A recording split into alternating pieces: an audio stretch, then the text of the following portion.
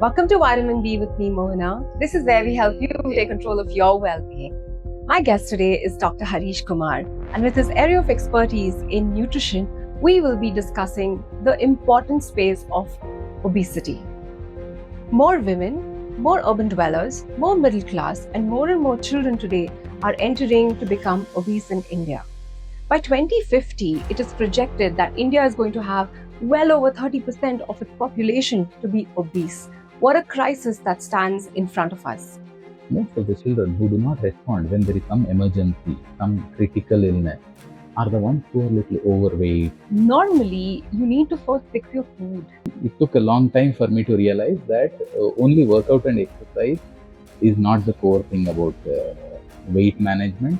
Those children who came into an emergency ICU kind of situation, if they were a little fat. 20% of the children in the schools were found to be obese already. Obesity is the mother of all the numbers.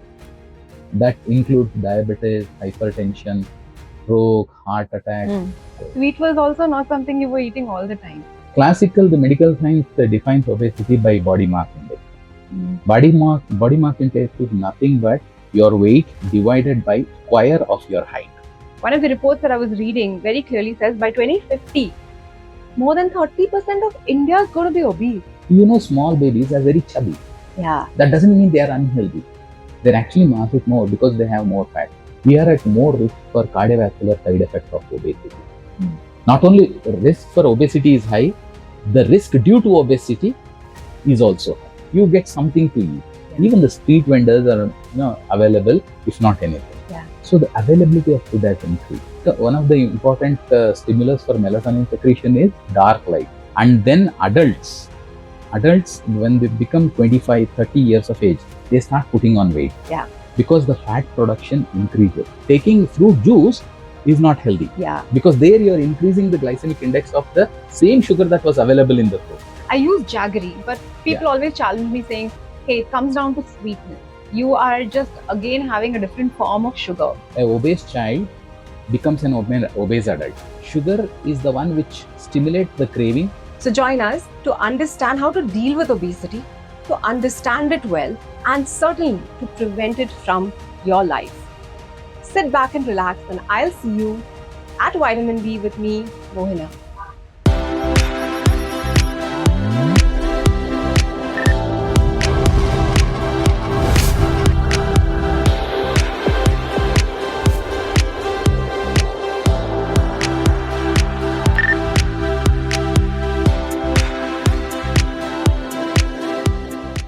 Hi Vitamin B community. We have always been very bullish about your health and your well-being. And I'm super happy today to be launching the very first merchandise which I know will make a difference to each one of us, which is the Vitamin B Granola. This granola has been in the making for over 2 years now, with our core team having it on a daily basis. So we felt it was important to spread the awareness and ensure each one of you has the opportunity to taste it and improve your health.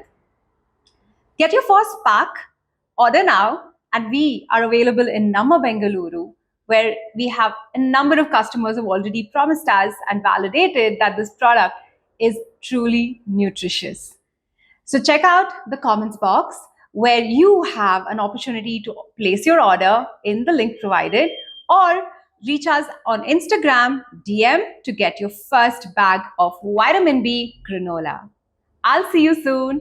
Stay tuned, be healthy, and be confident. Dr. Harish, welcome to Vitamin B with me, Mohana. It's a pleasure to have you today.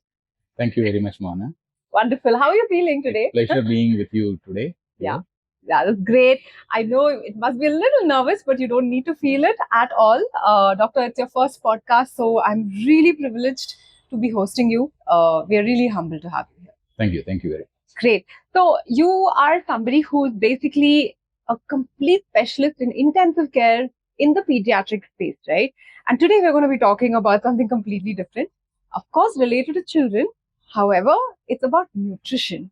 So tell me your journey. Tell me how you got interested in this space. How are we ending up talking about food and diet and all of those things as well?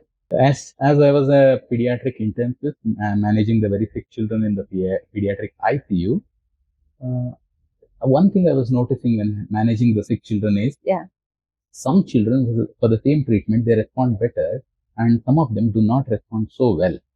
They take a lot of lag period and the response is very um, dissatisfying. So I was just looking at things, how, why, what, that question was going on in my mind. Then I realized most of the children who do not respond when there is some emergency, some critical illness, are the ones who are little overweight and all those things. And then I said there should be, yes, we all know in general that overweight, obesity is not good. But then yes, if somebody lands up into a life-threatening situation, then it is very important to have optimum normal basic health to come out of that illness. Yeah, it's like it's also the other way around, right? I remember my sister always telling me, I was very thin. Almost all my life I've been a very thin person, and I think age of course changes that, your ability to exercise and strengthen yourself also helps. But because I was so thin, she would always say, hey, if you meet an accident, you're done for. You have nothing to protect you. Your bones are going to break, right? Similarly, if I'm understanding you correctly, doctor, you're saying that those children who came into an emergency ICU kind of situation, if they were a little fat, to put it crudely, that means they were not exactly strong or healthy, and they did not respond better or as much as possible to a healthier child. Yes. Wow. Okay. That is how it was.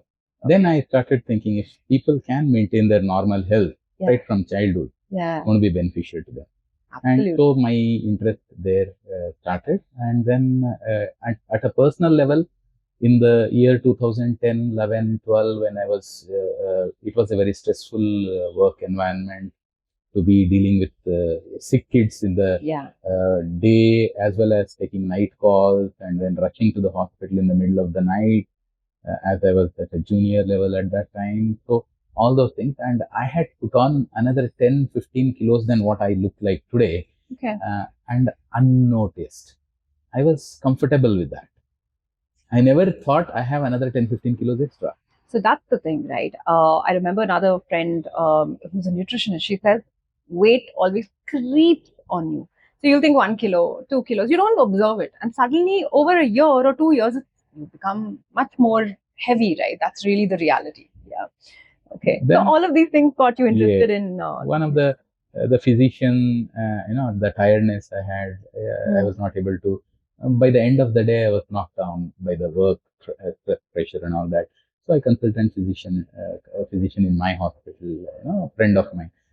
So then he suggested, see, things you are like this. In fact, being a doctor, it took somebody else to tell me that I have extra weight. Yeah. So that is the blindness we all have. And that is the crisis of weight and fat, right? People always think weight is all about just the how big you are, but also we are quite unhealthy because our fat compositions are very, very high as well, right? Great. Then my journey, I went into another level of ignorance where I said, okay, now my weight is extra, so I have to hit the gym. That's the reflex. Then I started going to gym and then all that to counter weight, but it did not work. Okay.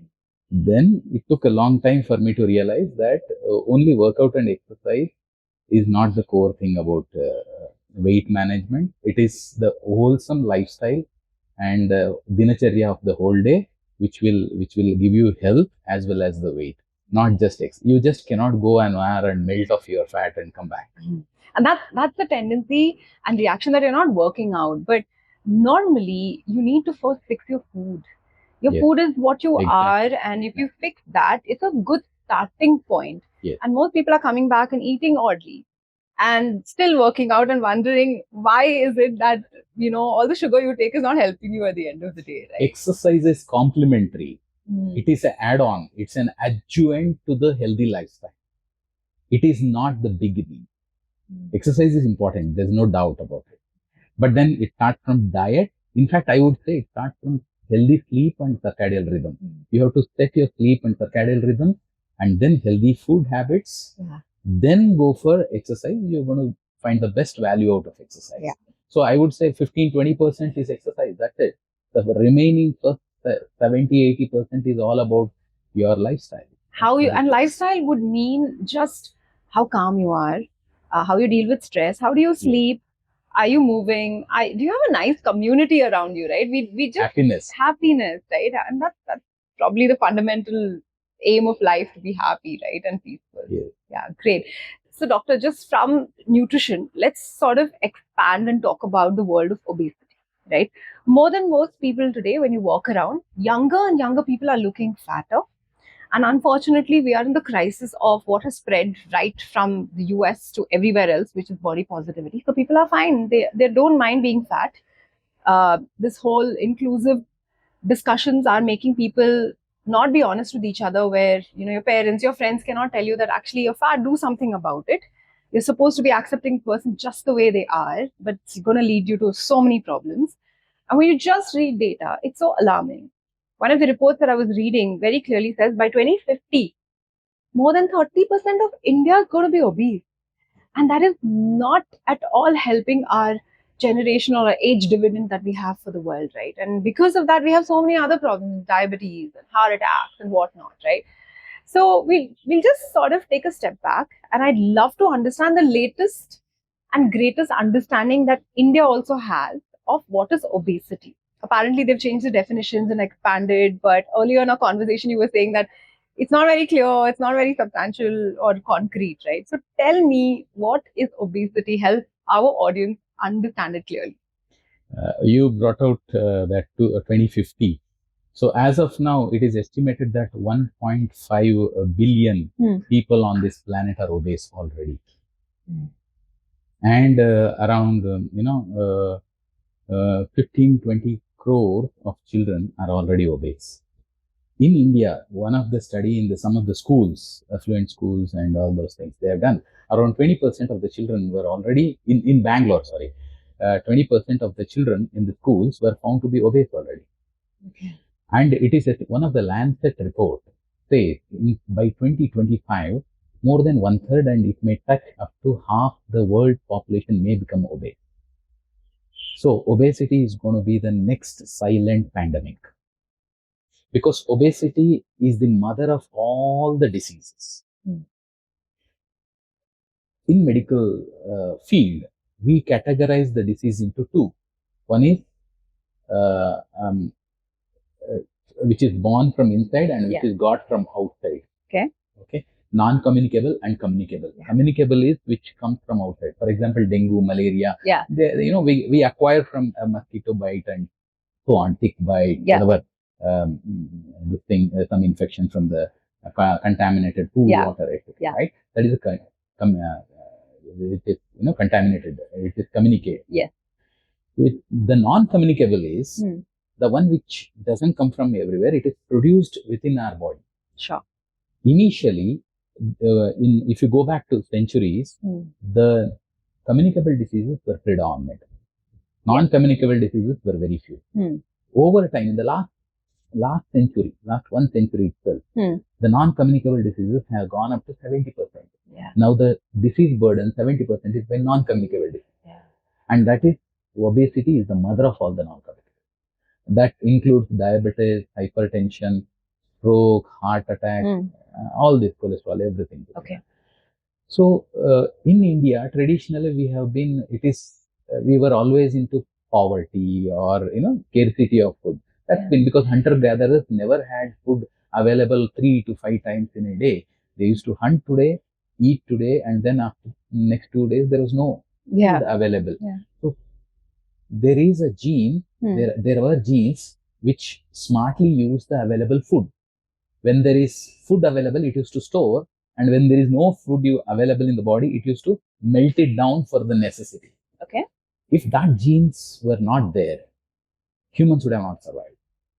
Interesting. Because we were not so great that food was available all the time. It is just over last half or maximum 1 century that we have ensured that food is available for us all the time. And all food is available all the time. But nature is not like that. Nature gave you certain fruits for certain periods or seasons, which meant that sweet was also not something you were eating all the time.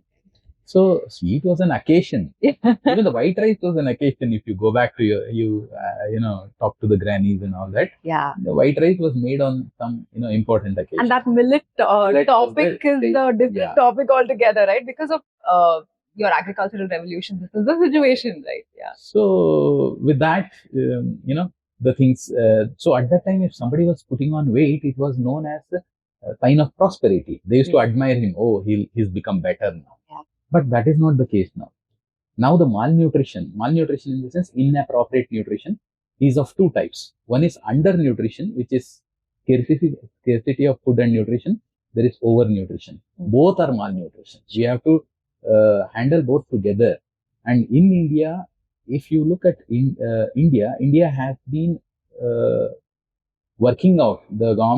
Every government has been working out very nicely with respect to the undernutrition. You see all the midday meal plan and everything. They have the sensitivity toward undernutrition has been there with the Indian government and Indian society for a long time. Sure. But for the overnutrition, yeah, now slowly there are some schemes and other things which have started to address those things. Very interesting. So somewhere overnutrition has been delayed in terms of handling, because I think that is the thing that has come up. Yeah. And because humans were not exposed to so much of food, yeah, now our genes have not tuned down to the other side of the story.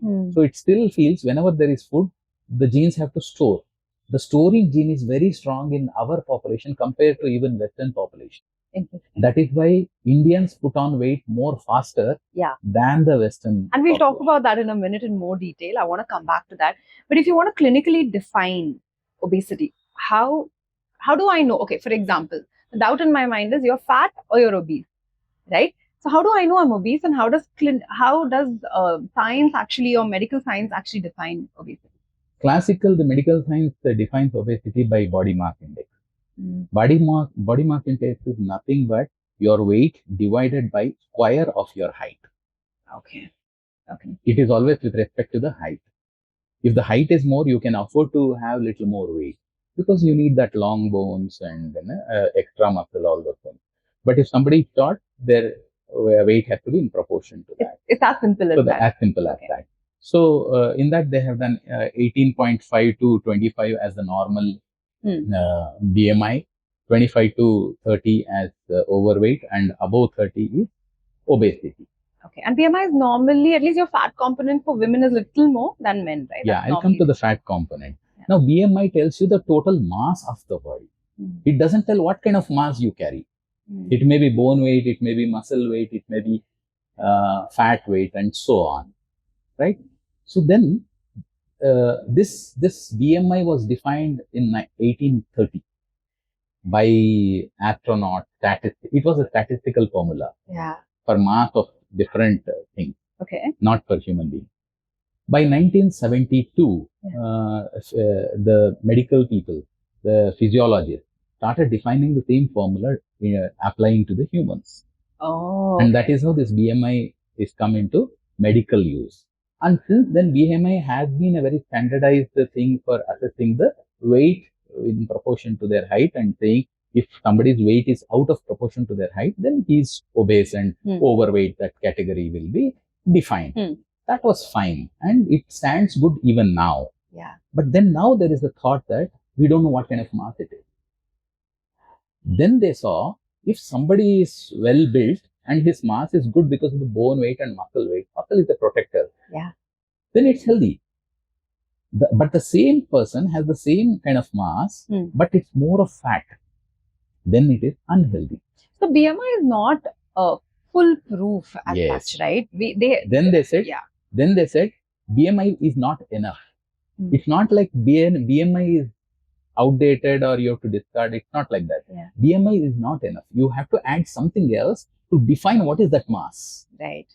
So for that, now they are looking at what is the fat proportion of that mass. Yeah. If somebody's fat proportion is very high, then it is of more, significance in terms of obesity. And thank you for sharing that, because if you just look at wrestlers, their mass is very high. The BMI will be very high, but that does not mean they're actually obese, right? Because they have a lot of muscle, they have a lot of good strong bones. Exactly. So that's a very good example to actually talk about in relation to what we are saying. So if I understand correctly, a human being should be optimal by size, that is the weight, as against the height. Yes. And that's the fundamental way of assessing if somebody is really obese. That is the or first not. step of assessment. First step of assessment. And critically, your body fat is a huge indicator to clearly define whether you are obese or not. And obesity could be that you have a big upper, some of the times that we say, right, the upper tummy is very critical to know that you're actually obese, because the fat there is very, very bad for you, right? Am I right, doctor? Yes, waist ratio. Waist ratio, yeah, And, yeah. weight to height ratio. Okay. I want to bring out one more thing is, for a common man, Yeah. what should be his height? He may not, this formula and all that may not be, Yeah. whatever. So the person's waist circumference should be half of the height. You take a thread length and then fold it, and it should be able to touch each other at the circumference at about umbilicus. Wow. And if it doesn't touch, say both the one folded one comes only up to here, then that means it's directly a clear abdominal indicator. obesity. Not only should it be touching, but also it should be half of your height. Yeah, ideally. Half of your height means, when I said length of the thread of your height, when you fold it, it is half. Yeah. And that should be touching each other. Oh, wow. Okay. You take a thread. Absolutely. Makes sense. Yeah. Makes a lot of sense. That's a wonderful way of actually getting this to be, touching more than most people, rather than going for tests. Those who don't have time, etc. This is an easy thing that you can just regularly check for yourself at home. So that's a good. I'm just sort of filled with so much information. And it's really, really been very helpful to sort of clarify as well, doctor. The same BMI, I said 18.5, 25 and 30 as this thing. In children, it doesn't hold good like that. That is another caveat. Small babies are very chubby. Yeah. That doesn't mean they are unhealthy. They're actually massive more because they have more fat. But they have more of brown fat, which is a healthy fat. And then as the children grow, their length and mass doesn't grow at the same proportion. Between 1 to 5 years of age, children grow by height, they started becoming lean. The chubby child becomes a very lean child, isn't it? Yeah. So there is all this disproportionate ups and downs during the growth of a child. Yeah. So that is why they have said, for that particular age and for that particular sex of the child, age of the child, they put percentile. Yeah. And anything between 5th to 85th percentile, 5th to 85th percentile is normal weight. Okay. Anything above 85th percentile to 95th percentile is overweight, and above 95th percentile for that particular age is obese. There again, the base is again BMI. BMI is plotted against the percentile. Okay. That is the definition for a child. That's super helpful for parents who are watching, because we need to be concerned. We know now that in India, there's a growing concern of children, like you mentioned, with alarming numbers, right? So this is super helpful. So doctor, let's go back a minute to the point that you raised, right? Which got me very curious. How is obesity different in India compared to the world? What's unique about us? We catch up obesity more fast because of the genes, as I was explaining.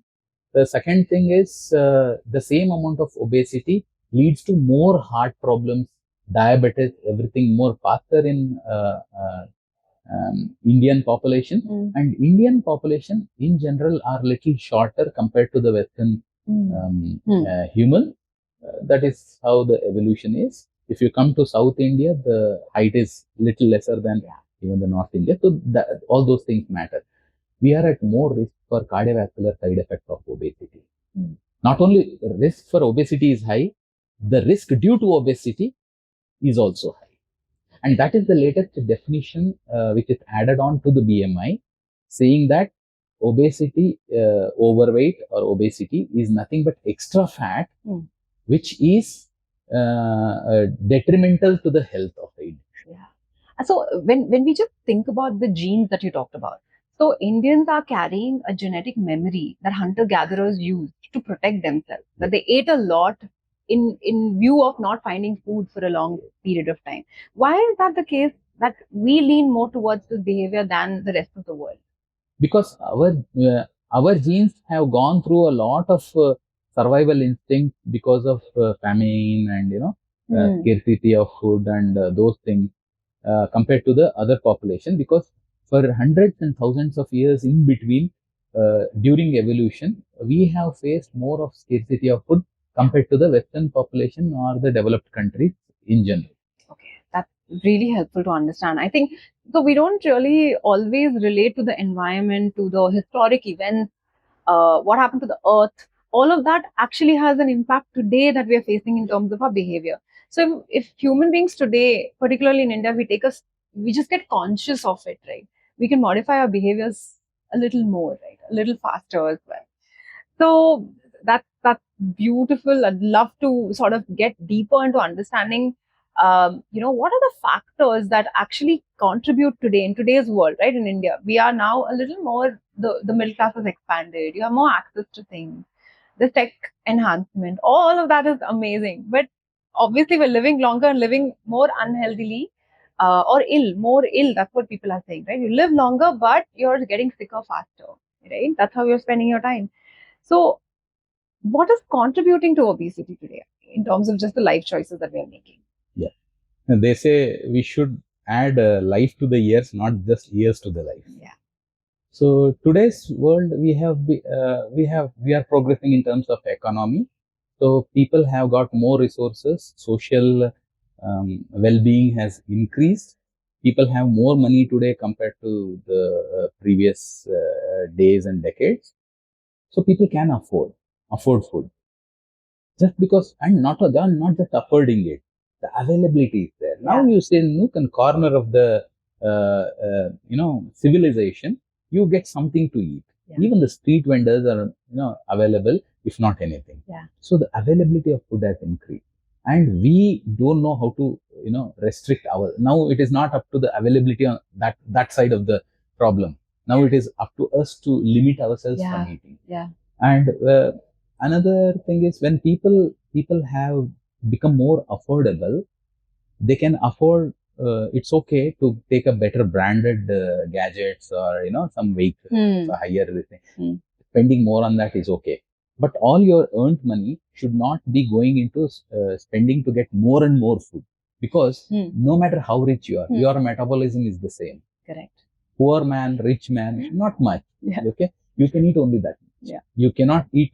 A crorepati cannot eat more than a lakpati. It is like that. So you should not, the moment you become affordable, you should not try to grab more and more food. You have to, in fact, restrict it, and you can use your wealth to do many other things to make your life better. Not just eating is not, and they look at that money is turning into reward for that, pleasure and reward from food.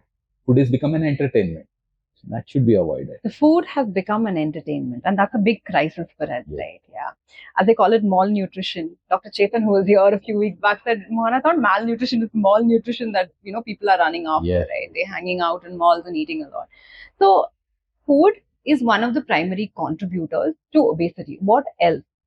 Food is one of and sleep, most importantly. Because if you look at people 100 years back, they were sleeping more easily. Because once there is sunset and you have nothing else to do at those times, now our life starts after that. The problem is the invention of the light.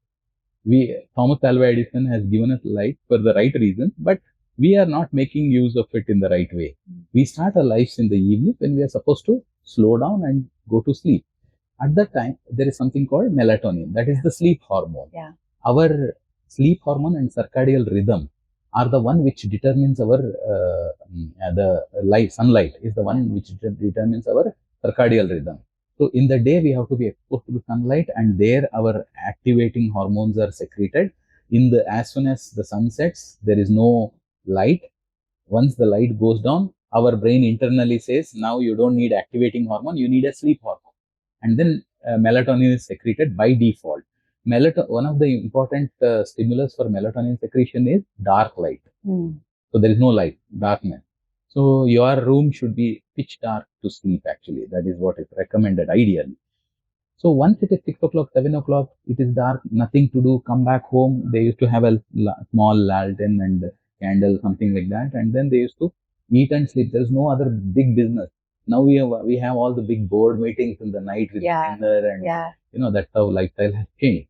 So sleeping time is usually 8 o'clock, 9 o'clock, 10. And melatonin takes around 1.5, 2 hours to secrete and peak it up. So if 7 o'clock there is no light, By 9 o'clock, your melatonin goes to the peak. But what's happening today? Till 10:30, 11 o'clock, people are engaged with so many activities, looking at all the lights around. So your melatonin has no chance to increase. And on top of it, your mobile and, laptop, everything is giving that blue light. Everything is increasing the inhibitory effect on the melatonin. And there is no melatonin, and melatonin scarcity leads to improper sleep or less of sleep. It is seen, there are graphs where they have seen that the sleep duration has decreased in the last 40, 50 years. Around 50 years back, we were sleeping, humans in general throughout the world were sleeping around 9 hours or so, 9 hours plus. And now it is dropped down by 1.5 hour in last 40, 50 years. That's a lot. But how is that linked to obesity? What does lack of sleep do to obesity? Melatonin and the sleep set the metabolism. It detoxifies the body, sets the metabolism, settles the hormone, and your metabolic rate improves. Your stress hormone decreases. Stress hormone increases the fat production. Relaxation hormones keep the body weight optimum, and it balances all the internal mass of the body as well as hormones. So all that internal reset that is happening in the night during deep sleep, and deep sleep, it's not just sleep. It's not the duration. It is also the depth of the sleep. And that will reset your health as well as the body mass. I think that is so useful. So food and sleep are two very important. The third I can easily guess is people are just not moving. You're eating, you're doing your Netflix. I can't say it anymore. I had no idea, I've said this before, that people were eating after dinner. For me, by nature, I don't do that. But then I realized by watching other podcasts that this is one of the biggest crises, right? So by doing that, you're eating a lot. You're screwing up your metabolic, on your circadian rhythm. So you're impacting your sleep. And of course, you're not moving. You're just not moving. Even when you're supposed to not move and sleep, you're not sleeping, but you're not moving either. Sedentary lifestyle is one of the important things because hard physical work has reduced. Intellectual work is giving rewards. They are able to achieve their life's dream by little bit of intellectual, and there are a lot of physical comfort that is provided. Escalators, lifts. Never humans had so much of physical comfort in the past. This is the best, highest so far that we have. Everything. We don't even walk a little here to there, half a mile. We don't walk in a day. Unless there are some runners, exceptionally, they are very, this thing. But by default, there is no situation where we walk. I completely agree. So all of these are primary factors, we would say, which is actually predominantly in our own control, I would say, right? Now, if a person is obese at all group levels on an average, right, what are the health issues that they can face? I want the audience to understand that, hey, you need to know that these are the things that can happen to your body if you're not observing that you are, obese, right? Once you are obese, the very next thing is it takes a lot of time for it to manifest into some problem. It is a quiet endemic, and it is there doing nothing. It will just stay for a long time and then start hitting. The initial things that are seen is insulin resistance. Our insulin resistance is nothing but type 2 diabetes. So that is directly linked to obesity.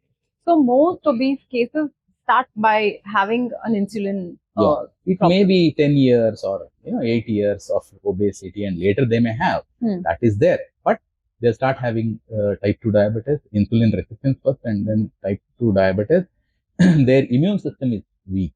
As I told you in the starting of our podcast, obese children were not responding because their immune system were not supporting as well. Their hormonal system was not right. So hormonal problems are more. Obese children are associated with PCOD. Obese women are associated with PCOD, hypothyroidism, so a lot of things. And diabetes. All these non-communicable diseases are linked, right, from cardiovascular, stroke, arterial health, blood vessel health, and hormones, everything together. Their joints are weak, their muscles are melting, their fat takes over the muscle. So in every way, they become more fragile, more prone for many more complications. So a lot of times we say that, hey, so many died because of diabetes, or so many died because of heart attack. But actually, the fundamental thing is weight, right? That is leading to all of these things as Yes. well. Yeah. So actually, net obesity also causes a huge amount of fatality, right? Yeah. Yeah. Am I right? Yes, yes, perfectly. Perfectly. Okay, great. So I want to go back to One more thing I want to add. please. Yeah. If you look at the way people, are there, I said baby is chubby. Yeah. Then a growing child is usually lean. Okay. And then adults when they become 25, 30 years of age, they start putting on weight. Yeah. Because the fat production increases. And all this fat production is basically, there is only one thing, the energy that is coming into body and whatever is the energy spent out. And energy in terms of food, we calculate in calorie. Yeah. Calories coming in, calories going out. If you have not utilized the amount of calorie that is coming in, and there is some positive balance, that positive balance, the body has the best thing to do is to store. Yeah. Yeah. So you need calorie deficit, yes, right? you need to have calorie equivalent, or to some extent, when you want to lose weight, calorie deficit. Yeah. So you have to be very aware not to overeat. Simple words, overeating is the most important factor for obesity. Yeah. We unknowingly we eat more. Eating 3 times, 4 times compulsory is not mandatory. There are people who are eating once in a day, and they're doing well. I don't suggest everyone has to eat once in a day. It depends on their metabolism, but usually 2000, 2500 calories is what we need to consume, and those calories should be healthy. Yeah. And people say, okay, this fruit is healthy, this food is very healthy, we have to consume this to become healthy.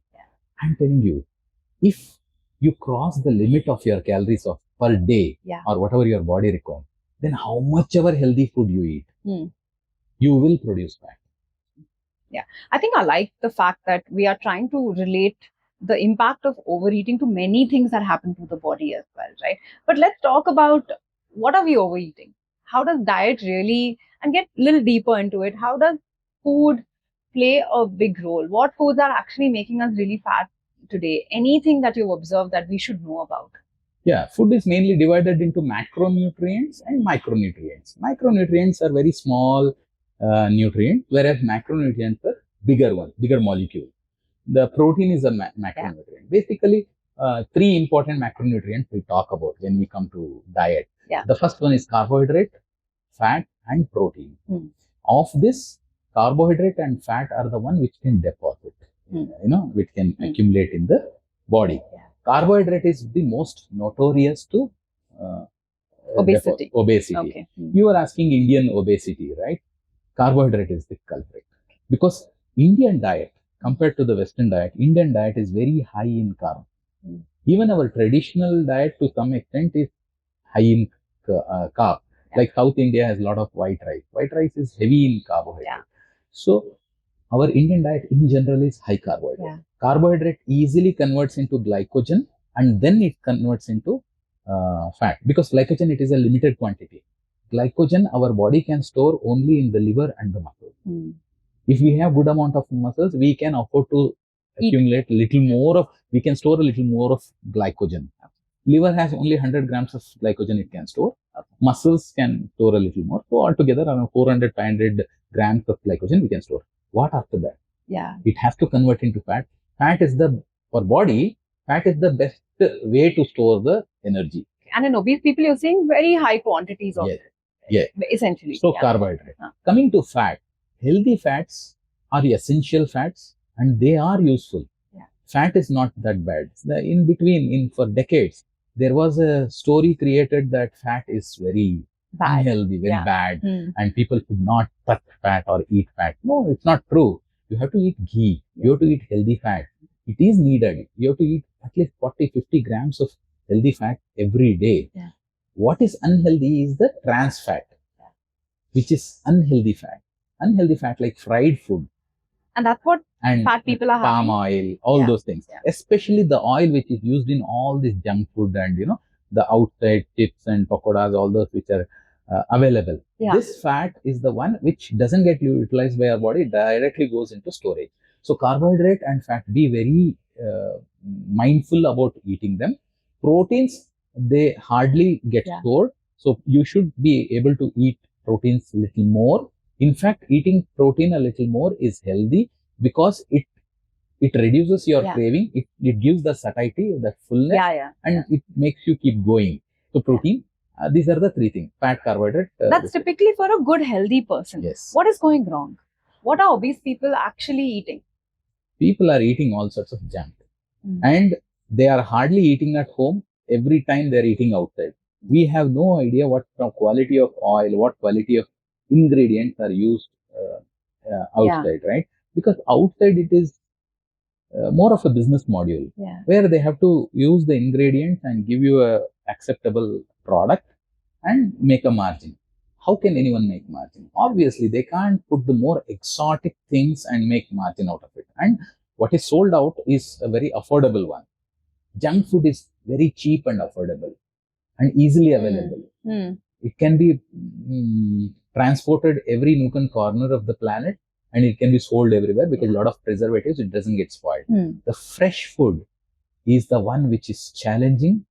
The genuine food is challenging because you cannot transport it without, there are some freezing and other things, but otherwise generally taking it anywhere easily and selling it at, and shelf life is less for genuine fresh food, because today's food, whatever, for example, tomatoes, whatever vegetable, after 3 days, the vegetable vendor cannot sell it. Whereas a biscuit packet or a chip thing can be sold even after months. Yeah. Isn't it? So fundamentally, what are we saying is that the tendency is to eat a lot, number one. And of course, we talked about the lifestyle factors of not moving, sleeping, etc. But people who are eating a lot are actually not eating healthy food. They're eating a lot of junk, which means that they're eating food that probably has poorer ingredients, unhealthy ingredients like trans fats and oils, which are not good for you. They're also eating things which are sugar. We'll talk about that, but just to summarize, they're also eating a lot of things which are packaged food and which is kept with a long shelf life, which is all sort of creating an unhealthy environment within your body. So let's talk about sugar. Sugar is the poison in your kitchen. But is sugar really bad? Because is it more about the issue on the quantity of sugar or the nature of white sugar? White sugar is really bad. If we consume some amount of sugar in the fruits or so, it is not bad. Whereas white sugar is definitely bad. We should call it as poison. It is one of the poisonous thing in our kitchen, and it is not a food. Body doesn't utilize the fructose from white sugar. Yes, white sugar has fructose. It cannot be utilized by body cells. Our cells are not designed to use it. So fructose is also available in fruits, right? And is that absorbed better from fruits rather than white sugar? No, generally the fruit has a lot of fiber and nutrient. So the glycemic index reduces there, and that is how little bit of sugar there doesn't matter. In fact, taking fruit juice is not healthy. Because there you are increasing the glycemic index of the same sugar that was available in the fruit. White sugar is an addictive. So you should avoid using it, and there is no white sugar in my house for last 1 decade. Same here, by the way. I use jaggery, but people always challenge me saying, hey, it comes down to sweetness. You are just again having a different form of sugar. But my argument back is it's a less processed form, and it comes with the way they do it. It has a little more iron. And of course, you don't put spoonfuls of it, right? You use enough quantity. That's we are human beings. We can talk about idealistic and perfect thing. Nothing very perfect. We have to find the better alternatives, and better alternatives. Be mindful about what we are doing. That is the most important. The journey to achieve better healthy lifestyle is more important than achieving one perfect stand somewhere. So jaggery would be a better alternative to sugar. And sugar is a very subjective. You said sweet. Sweet is a very subjective thing. Some guests come to your house and you offer, there are 4 or 5 of them, and then you give for tea to 3-4 of your friends who are sitting there. One of them will say, can I have one more spoon of sugar in this? The sugar was enough for the other, but not enough for that one person. You know why? Because the taste buds are tuned to a higher threshold to perceive that tasteness of the sweet. So is that something, I want to keep going back to obesity, right? Is that behavior seen more in obese people? Yes. That they tend to have Sugar craving is more strong in obese people. It is vice versa. Sugar causes obesity. Obesity again increases the craving, especially for the sweet and junk. So it is hand in hand. Sugar almost always completely converts into fat. Interesting. And almost everything, including junk chicken, has sugar. That is what we need to realize, that sugar is being added in everything, and it creates that addiction, like you said, right? So your body starts craving it as well. Yes. And I commonly, when I am explaining to my patients, I say, just go and sit in front of your television or so and see all the ads of eatable. And whatever comes in those ads, note it down and never eat them. That's a good one. But that was something we had planned to talk and share. So tell me about food marketing, right? What are the trends that you've observed? One or two trends that you might have noticed, that your so much investment in ads are happening, and your children are screaming for chocolate and junk and chips. It's a vicious cycle, right? So what's going on in that space? First is, what is junk? Yeah. Junk in medical definition is about food that is having high trans fats, high sugar, preservatives. That is all the definition. Okay, fine. Whatever is processed, highly processed, and which is coming from a factory by some brand, somebody, that is a junk food. Okay. You can advertise some product made by human. For example, if there is an automobile, or if it is this thing, there is no mobile or automobile, anything available in nature. Some human have to produce. Some humans claim that our product is better than them. But food is not like that. Food is not to be produced. We are not the creator of food, right? But then food has to come from nature. That is called farm to table. It is grown by farm, by nature. The farmer is only a nurturer of the nature's product, and then it has to come on your table. If there is somebody who takes those raw material from the nature, make their own process, and then say this is the best, then that is something to think about.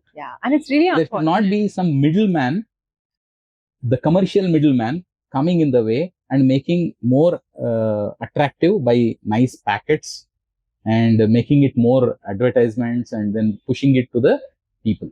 But that's the reality, right, of the world that we're living in. So is that clear that it has adverse effect in terms of how it's impacting children, obese people, and people in general, right? We are not very informed. We don't read our ingredients properly. So are you noticing any trend? Of course, doctor, whatever you said is absolutely right. Everybody is doing that, right? So how are we going to tackle this? See, it is starting right from the childhood. It is seen that an obese child becomes an obese adult. Not 100%, 50 to 80%. There are 50 to 80% of the chance that an obese child is going to become obese adult. So that is the trend. And where does this start? Is it during the childhood? No, it is right in the womb of the mother.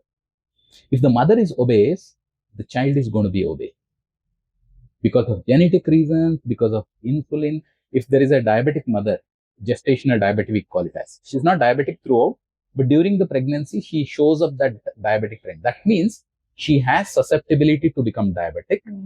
But during the pregnancy, because of altered hormonal and body mechanisms, the diabetic shows up. That is gestational. It is also seen that lady who had gestational diabetes during pregnancy is likely to become diabetic in the later part of the life, very early compared to the other women. And that child can be prone to obesity. And the baby who's getting developed into her womb is at more risk for obesity. Not just gestational diabetic, all the hormonal obesity.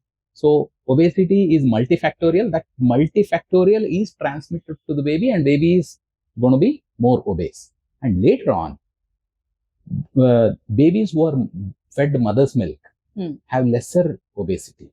It is very clearly worldwide, even the WHO, World Health Organization, has clearly defined breastfed babies are normal weight, normal immunity, normal health.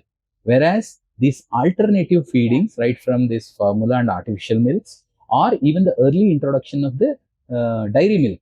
Dairy milk is very heavy on protein and fat because these dairy animals from where we take the milk, their protein is higher, their calorie value is higher. So baby gains more excess compared to what it should get. Very interesting. So there it starts. Wow. And then that continues. And once somebody is introduced to this artificial milk and this formula milk and all that is available, not all that, that supplements are not needed. Again, it is not like that.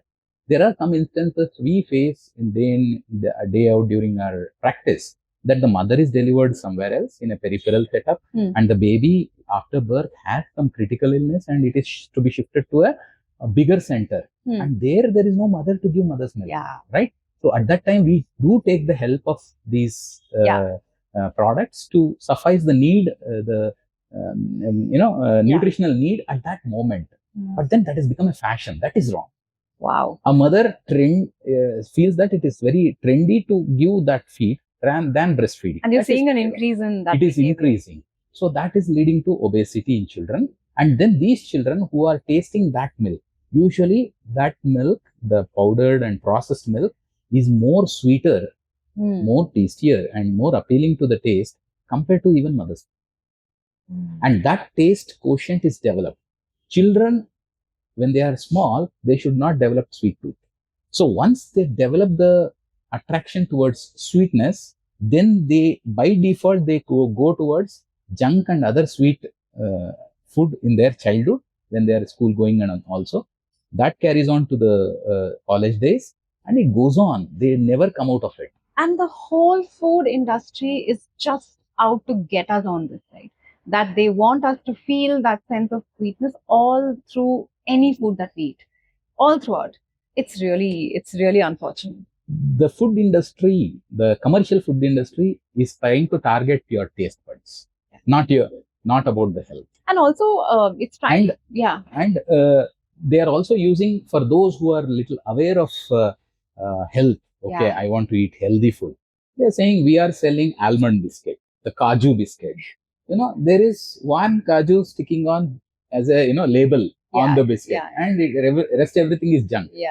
As well, you can eat almonds. Yeah, it's a nice joke because the blueberry muffins, we used to call it one berry muffin, right? It's just one blueberry there, right? So it's as simple as that, and rest of it is sugar, right? So essentially, if I'm understanding this correctly, doctor, so there's a lot of marketing that is going on. It is not really something we should, if I can put it crudely, fall for. We need to do our homework. We need to understand that it's just ad marketing world is working on the taste buds and not really providing health as a solution for each one of us. And it's ending up impacting people getting fat, right? That's pretty much the whole story, right from a very young age. So doctor, one of the most interesting topics which most people suffer from, okay, I would say it's actually suffering.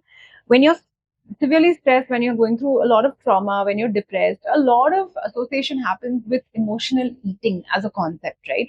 I mean, personally, for me, if I'm upset, I just sleep and I don't eat. Like, I tend to lose more weight. So my body type and behavior is like that. But it's not true for many people. They become bigger and they overeat, right? So tell us a little bit of why that happens and, this whole world of overeating due to emotional eating. I'll come to that. You said sleep, you sleep and all that. So when I was talking about sleep it is estimated that sleep also melts your fat. Yeah, it does. And calories. Okay. It is estimated that a 70 kg person spends around 45 to 50 calories per hour while sleeping. The good quality sleep will spend more calories. You imagine if I hit the treadmill to melt 100 calories to show, on the treadmill, how much I need to work out. I need to run for half an hour or so. So that can happen in just 2 hours of sleep, deep sleep. So that is the importance of sleep. Sleep can be utilized for not only internal circadian rhythm setup as well as for melting the fat. Coming to your next a quick question on that, right? Are Pato people or obese people sleeping less, or do they have sleeping difficulty? Yes. There are sleeping disorders associated with obesity, like sleep apnea. when they are obese, it is not just the truncal obesity that they have. They also have obesity, fat deposits in the pharyngeal muscles and all these neck muscles, right from the tonsils are bigger, the adenoids are bigger. The airflow is obstructed by all these obstructions that is created by the fat deposit.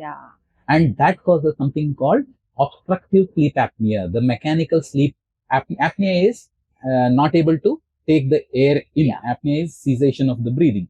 So that happens. There are obese people who put CPAP, the machine which gives air with some pressure to overcome that obstruction and sleep whole night. If they don't apply the machine and sleep, they do not get the quality sleep, and next day they are not fresh. Their cognitive behavior is affected. Their memory is affected. So those are all the implications. There are a lot of obese children or obese during obesity. They have caused more aspiration, and they have been found dead in the during sleep because of aspiration. They are not able to handle their own breath and the food. So there are a lot of things associated. A lot of challenges, right? But so sleep is, we understand now why it's very important, right? And it facilitates weight loss also. So coming back to emotional. Emotional eating. Emotional eating, because whenever there is depression and anxiety, all these things, the person feels low. And there are these food like sweet and junk and all, they cause reward hormones like dopamine and all is released in the body. And that gives them sort of comfort. That is one thing. And otherwise, this is not about only the depression and the some significant emotional disturbance. Even for a normal person, during office hours, it's 12 o'clock, let's go for coffee. There is no need for the coffee. You ask your body, you don't need coffee, you're fine without coffee. Nothing happens. But you just have to go. You feel as if the clock is come to 1 o'clock, you need food. Oh, lunch hour, we have to have lunch.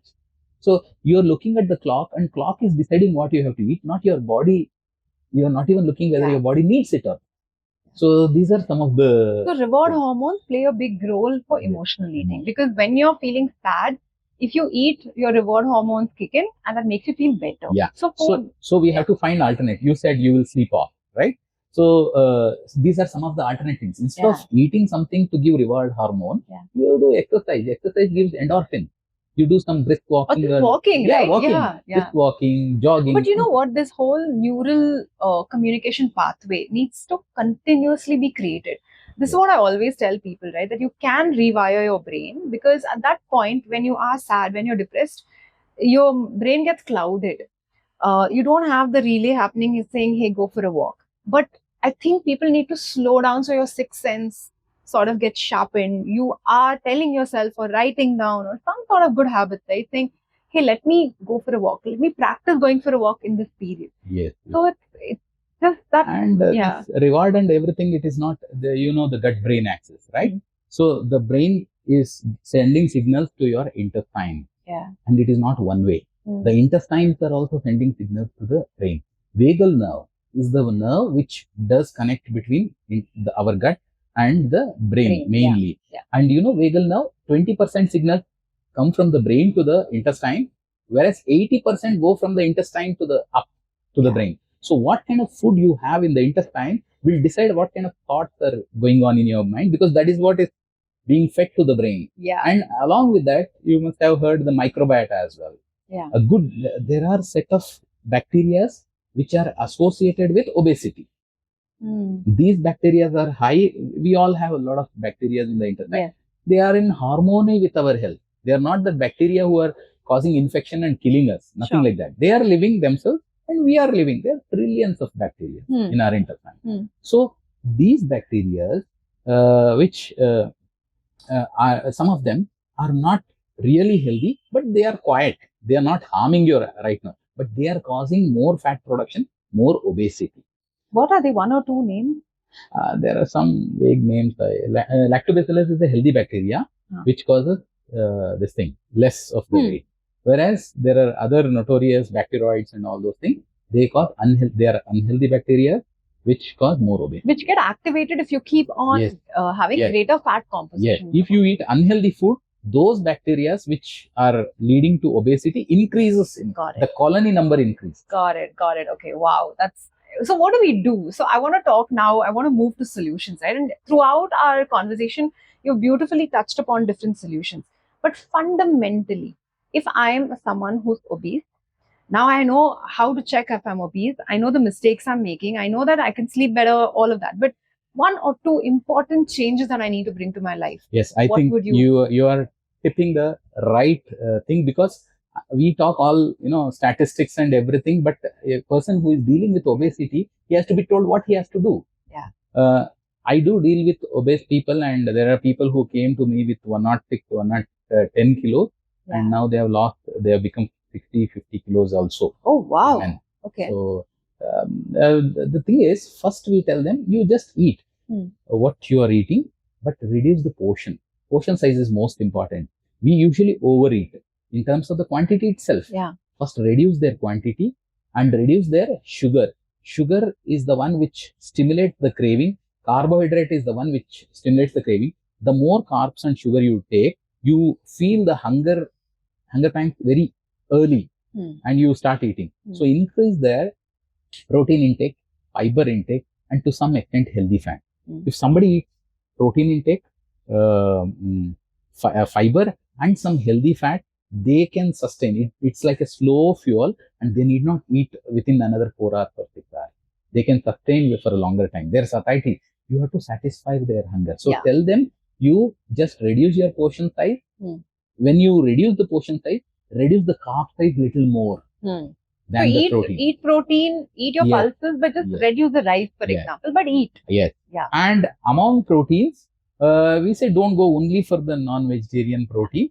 Yeah, you can take non-vegetarian protein, but the vegetarian protein is very, very important, because that's a very lean protein. The protein quantity is a little less in vegetarian protein, but it is very healthy, very lean. It doesn't produce. Non-vegetarian protein comes with little bit of saturated fat and all that also. So unless you're burning things. Yes. Burning things. So for obese people, you're suggesting foods like, let's say for protein, vegetarian protein food, it's dal, soya, like paneer. So the plate should look like little portion of the grain. Grain is more of carbohydrate, whereas pulses are more of proteins. Okay. And non-vegetarian food like egg, meat and all are protein, and a lot of vegetables. Raw vegetables? Raw vegetables as well as partially cooked. The less cooked is better. Raw vegetables also. Some people do have little difficulty in digesting very raw vegetable because of the high fiber load. Their gut is not used to. So we cannot say, okay, eat only raw vegetables. No, not like that. You just balance it out. But raw vegetables is the must. It may be less quantity. You have to eat some salad, cucumber, carrot, beetroot, all those things, and some amount of vegetables in your cooked food as well. The fundamental thing, doctor, and thank you for sharing that, and you've given some examples from your own experience as well, is it takes time. Yes. Right? If you just start 1 week and you don't see results, and that's the biggest crisis. Try not to be perfect on the day one. Yeah. We always say, I'm going to be perfect and then do that. No, don't do. There are a lot of people who have tried to overdo things and they want to achieve. See, they have accumulated this extra kilos of weight over decades. Yeah. Last 10 years, he has accumulated the weight. Yeah. And now he is made up his mind that next 3 months, I'm going to lose all that. Yeah. It's not physiologically correct. Right? Yeah, that doesn't work like that. Yeah. And there is something called our instinct. Just because I have made up my mind, our body's internal this thing has not set it. You have to take whole of the metabolism with you and then set it back to the basic normal level. Yeah. So you would also recognize, we completely recognize that things take time. Yes. Yeah. And one more thing, what I advise to the individuals is our intestine, our digestive system is like food pipe, and then stomach, and then the intestine, right? The moment stomach is empty, you've eaten something, stomach is empty. Yeah. The food is pushed into the intestines, right? Because stomach is empty, stomach says, oh, I am empty, give me some more food. That's the signal it gives. And you say, oh, I am hungry, my stomach is empty. Your stomach is empty, but your body is not empty. Yeah. Intestines are loaded with nutrition and food that you have eaten in the morning. Yeah. So there is a lot of food available in the intestine. Body can always utilize it. Just that portion, that stomach, that is empty. So don't try to fill it like a tank, Very interesting. So have water, have other things. Yes. Yeah. So what I tell them is, always don't eat food during the first hunger. Delay it. For example, if you start feeling hungry now, you drink water.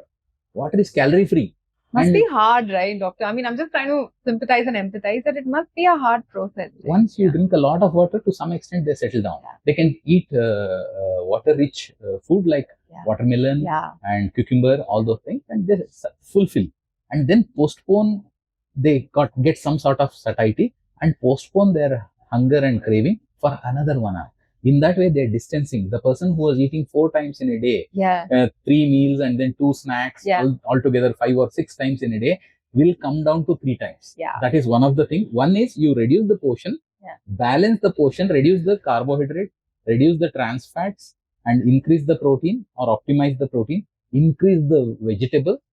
Fruits are healthy, but you have to take in limited quantity because some fruits are very high in sugar level. So yes, fruits are good. It is a must, but limit the proportion of those food, and then space out your meal. Interesting. A little bit. Go slow.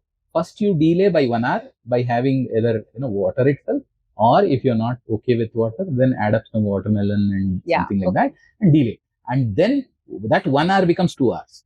So over time, person who was eating 5 times, including snacks and everything, comes down to 3 times, and it may become 2 times also. Very interesting. But thank you so much for that. I think even when an individual like me may have a tendency to eat more, these are principles that we can always. And we advise them not to eat in the night. Even traditionally, according to our rituals and all that, after sunset, we are not supposed to eat. That was the ancient wisdom. It's lost. So that ancient wisdom we have to bring in, saying that after Suryasta, don't eat. Okay, at least a heavy meal. So tell them to eat early, and then do not eat just before. Otherwise, you are taking the catabolic effect of the sleep and the whatever fat burn and whatever calorie burn we were talking, that is taken out. So you don't get the value of the sleep to help in your obesity. Got it. Beautiful. Thank you so much for that. Doctor, I want to sort of acknowledge that I've learned a lot. I think it's been technical, but it's been important, and a lot of good solutions, right, that you've really mentioned. So for me, I feel like someone who's listening and who's struggling has some easy methods that they can actually take away from, our conversation as well. So we now look at, in conclusion, this macro picture of India, which is going to battle this. And I hope, it does not become a silent pandemic or a not so silent pandemic. What is your expectation and hope for Indian, approach to weight management at large? The awareness of the people have to increase. Unless that happens, nothing else. We cannot blame the government and, somebody has to do first. We are all obese, but that person has to do about it. It's not me responsible. We have to own. Each one of us should take accountability for the obesity pandemic that is happening. And it is estimated that 50% of the whole global population is going to be obese, and 50% of India is going to be diabetic. 50%. Oh, that's just imagine different. What kind of and that obesity and diabetic are hand in hand. So we just correlate. So what kind of nation are we building if we have unhealthy people? Even today, of all the animals, we are also animal, right? So of all the animals on this planet, which is the most unhealthy animal? It's a human being. We are very sensitive. We are very fragile. We have made it very fragile for ourselves because of the way we live. We don't live in the wild like the animals. So that is how it is. You were also mentioning how regulation on food ingredients, that part also I'm sure fits in. Traditionally, the government has been implementing to eradicate the undernutrition since independence and all that, and a good job has been done in that direction. But then now it is time to also switch to looking at obesity also as a problem, equal problem, not the less. So somewhere this portion Abhigyan and all that is launched by government recently, that includes obesity also as a problem. So that is one good step in that direction. But I want this to strengthen and weigh both underweight, overweight, undernutrition, overnutrition, everything in the same way and handle, because there is a very narrow window of the appropriate weight that we should have to achieve appropriate health. Yeah. And that we need to achieve. Coming to the regulations in terms of food industry, there is a lot of regulatory bodies and a lot of regulations have happened for the infant food. That is actually, very stringent on that, and every milk industry that is, producing milk for the artificial milk for the children, formula milks have to go through all these things. That is correct. But the problem is where we are using is still a problem. Yeah. I told you, it is used as a trend. Yeah. Okay. As a style. Yeah. So that is wrong. Yeah. But that industry is a little bit of very well managed in terms of government regulations. Yeah. But the awareness from the population is still poor. Yeah. So we are using it as if it is Amrit. Then the regulations on the other food industry, like junk food and all that, still there is a lot of scope to improve on it and regulate it. What the ingredients are, what is written on that, and what people have assumed and consuming. Yeah. The energy bar has no energy. Yeah. Okay. So all this advertisements which are misleading. And big companies are doing. Yeah. That's the tragedy. And these companies, who are the target audience? Innocent children. Yeah. They are targeting the minds of innocent children because all these cartoon shows in the TV is with full of these eatable ads. Yeah. They are not bothered about some, big lavish car and something, right? They are all filled with ads with pertaining to eatables. And I think thank you for sharing that, right? And acknowledging it. A lot of times we don't want to, call a spade a spade. It is very important that the government steps in and takes the approach to make things better for the country, right? And it's not at an individual citizen's level always. We can always have these conversations, we can push back, choose a better product.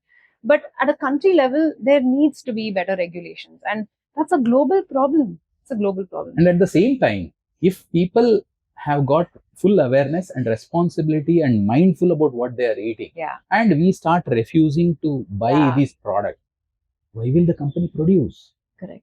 Company is producing because we are buying it. Yeah. We should stop buying those things. So I love that conversation. I've forgotten the word actually, because it's such a very important part of most people's lives. I've seen friends who struggle and give up, and they don't understand approaches. So I'm grateful, for you to have come, spend time with me to help me understand, and hopefully our listeners will really benefit a lot from how, man who was a hunter-gatherer to today's wild lifestyles that we live, which we have become very lazy and fat, unfortunately. There is hope. There are methods that we can actually do. And ultimately, there is choice that we can actually consciously make. So thank you for spending time. I really hope you liked your first podcast with us as well. Sure, very much. Thank you very much for inviting me. Most welcome. Wonderful and pleasure. Thank you. Thanks.